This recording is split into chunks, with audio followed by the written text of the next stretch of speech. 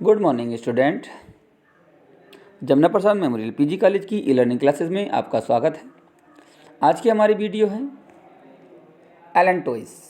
देखिए, हमने आपको पहले एक जो एक्स्ट्रा एम्ब्रियोनिक मेम्ब्रेन थी उसमें पहली एक्स्ट्रा एम्ब्रियोनिक मेम्ब्रेन जो पढ़ाई यॉर्क सैक, उसके बारे में, उसके फंक्शन के बारे में बताया। दूसरी एक्स्ट्रा एम्ब्रियोनिक मेम्ब्रेन बताई आपको एमनियन एंड कॉरियन, उनके फंक्शन के बारे में आपको बताया क्या होती हैं, कैसे होती हैं। आज हमारी तीसरी एक्स्ट्रा एम्ब्रियोनिक मेम्ब्रेन है जिसको कहते हैं एलेंटोइस। तो पिछली बात हम कर रहे थे कि एम्ब्रियो धंसना स्टार्ट हो जाता है तब एमनियन कॉरियन बनती हैं। इसी तरीके से एलेंटोइस से जैसे जैसे एम्ब्रियो ग्रो करता है, एम्ब्रियो में ग्रोथ होती है, तो उसकी बॉडी से उसकी जो बॉडी है उसके अंदर एक्सीसन रेट हाई हो जाती है, यानी कि एक्सक्रीटिव प्रोडक्ट ज़्यादा बनते हैं। ठीक है, अब इन एक्सक्रीटिव प्रोडक्ट जब बन रहे हैं बॉडी के अंदर तो उनको स्टोर करने के लिए एक सैक लाइक स्ट्रक्चर बनता है जिसे एलेंटोइस कहते हैं।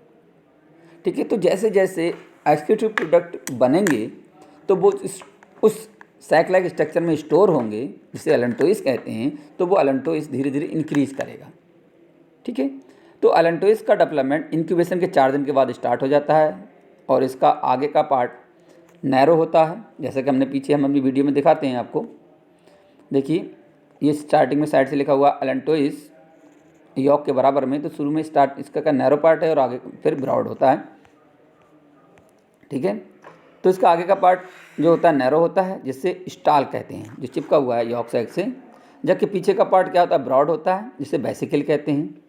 ठीक है, इंक्यूबेशन के 10 दिन के बाद ये तेज़ी से ग्रोथ करता है, बहुत तेज़ी से, और फिर पूरे एम्ब्रियो को और यॉर्क सैक को चारों ओर से घेर लेता है। तो ये देखिए, तो ये क्या हुआ, नीचे वाला जो हमारा डायग्राम है इसमें देखिए कि ये पैर ऊपर वाला डायग्राम में छोटा सा बना हुआ था, और जब एम्ब्रियो धीरे धीरे तेज़ी से ग्रोथ करता है तो ये जब तेज़ी से ग्रोथ करेगा एम्ब्रियो तो जो एक्सक्रीटिव प्रोडक्ट थे वो ज़्यादा बनेंगे।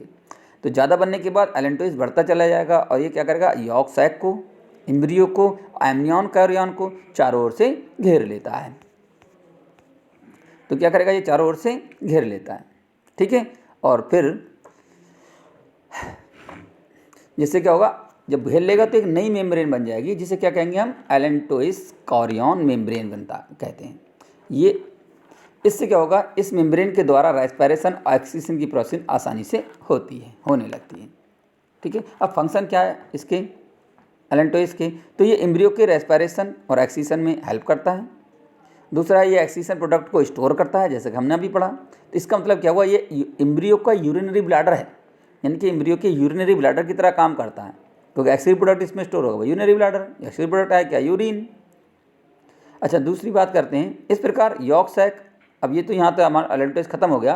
तो पहली बात में हमने बताया था यॉर्क सैक, एमनियन कॉरियन और एलेंटोइस, तो ये सारे के सारे एम्ब्रियो को प्रोटेक्शन देते हैं, एक्स्ट्रा में दे रहे हैं, तो इसलिए इनको एक्स्ट्रा एम्ब्रियोनिक मेम्ब्रेन कहते हैं। सबसे पहला पॉइंट हम नोट बना के लिख रहे हैं हम यहाँ पर थोड़ा सा, कि yolk sac, amnion chorion, allantois etcetera सभी जितने भी स्ट्रक्चर हैं डबल एम्ब्रियो को प्रोटेक्शन देते हैं। सबसे मेन बात तो ये हो गई, ऑक्सीजन में हेल्प करते हैं, ये भी बात बढ़िया है, रेस्पिरेशन में भी हेल्प करते हैं। नेक्स्ट है, दूसरा अगर नोट हम यहाँ पर लिखेंगे कि जो एमनियोटा हैं, एनिमल जो एमनियोटा हैं उसके अंदर आते हैं बर्ड्स, मैमल, रेप्टाइल्स, यानी कि टेरेस्ट्रियल एनिमल आते हैं। ठीक है, जबकि एन एमनियोटा में आपको एक्वाटिक एनिमल आते हैं जो पानी के अंदर पाते हैं, फिश और एम्फीबिया। ठीक है, तो जो एमनियोटा एनिमल हैं इनको एक्स्ट्रा एम्ब्रियोनिक मेम्ब्रेन की आवश्यकता होती है, क्योंकि इनका एम्ब्रियो ड्राई ना हो जाए, सूख ना जाए या शॉक वगैरह से डैमेज ना हो जाए, इसलिए इनके अंदर ये एक्स्ट्रा एम्ब्रियोनिक मेम्ब्रेन पाई जाती है। किसमें, बर्ड्स, मैमल और रेप्टाइल में। ठीक है, एक शॉर्ट नोट छोटा सा है, हैचिंग। जैसा कि आप जानते हैं इंक्यूबेशन के 21 दिन के बाद चिक की बात चल रही थी ये, तो जो अब चाइल्ड जो बन गया अंदर, चिक का बच्चा जो बन गया, तो वो उसकी जो बीक है उस पर कैल्शियम कार्बोनेट की एक आउट ग्रोथ डेवलप हो जाती है, जिसे एग टूथ या चिक टूथ कहते हैं। क्या कहते हैं, एग टूथ या चिक टूथ कहते हैं। जैसा कि हमने पहले दिन आप लोग की क्लास में पढ़ाया था, हैंस एग, मुर्गी का अंडा, तो उसके एक ब्रॉड एंड पर हमने एयर स्पेस बताया था, और हमने ये भी बताया था कि उस एयर स्पेस के अंदर एयर भरी होती है। तो ये हैचिंग के टाइम ये अपने इसकी जो बीक चोंच थी, चोंच के ऊपर एक कैप टाइप से होती है, उसे कहते हैं चिक टूथ या एग टूथ, यानी कि एग के अंदर है तो एग टूथ कह दिया, चिक के पॉइंट पर है तो चिक टूथ कह दिया।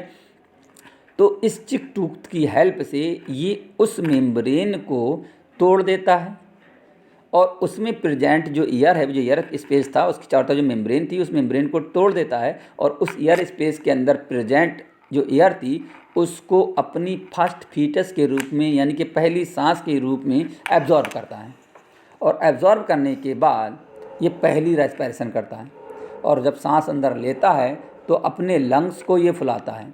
जब ये अपने लंग्स को फुलाता है तो जो एग था, एग की जो बाहरी कैल्शियम कार्बोनेट की बनी हुई जो शैल थी वो टूट जाती है, और जो चिक था वो एग से बाहर आ जाता है। अर्थात क्लियर क्या हुआ कि चिक जो है वो एग से बाहर निकलता है। इस प्रोसेस को हैचिंग कहते हैं, यानी कि एग से चिक के बाहर निकलने के प्रोसेस को हैचिंग कहते हैं। नोट एक अलग से बात और बताते हैं, जब चिक बाहर निकल आता है तो जितने भी ये एमनियन थी, कैरियन थी या अलेंटोइज था, सही है, ये सारे के सारे पार्ट एग की अंदर ही रह जाते हैं और चिक बाहर आ जाता है। इसी के साथ ही हमारी आज की वीडियो समाप्त होती है। Thank you very much.